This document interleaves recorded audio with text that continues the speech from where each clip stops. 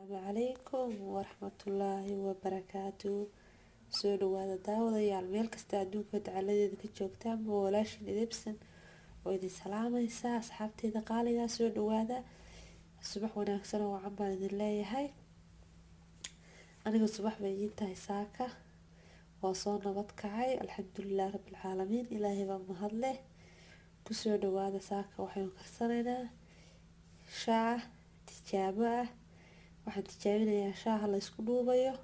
hablo badan baa soo geliyay marka aniguna waan tijaabinayaa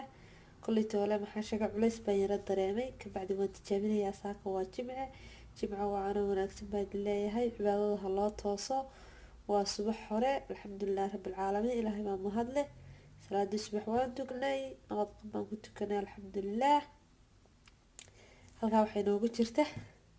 waxaad ujeedaan jeex liina iyo jeex yar oo ah sajibiil iyo midideedii markaa qasabadii baynu dul taaganahay waynu meydhaynaa si fiican ayaanu soo meydhayaa kabacdi shah yar baan karinayaa waana tijaabinayaa anigu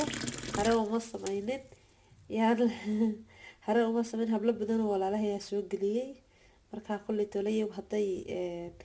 ay hore usoo tijaabiyeen moogi anigu saakaan tijaabinayaa insha allah markaa hadda shaahi baynu karsanaynaa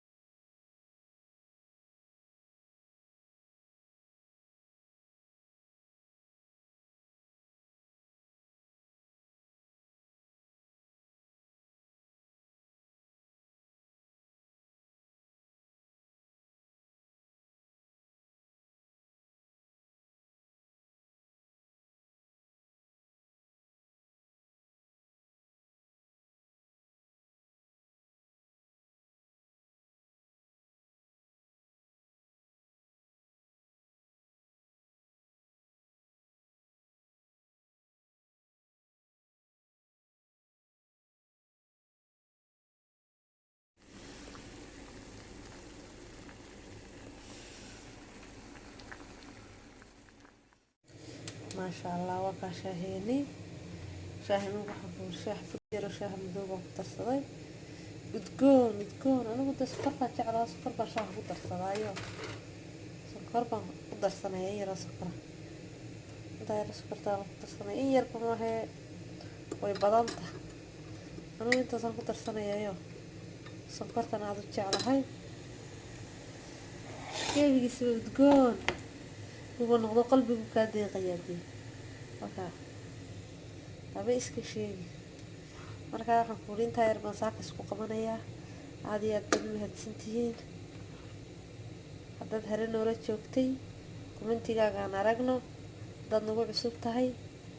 subscribe commenti share like intaba noo samey wuu ku salaamaya dhammaantiin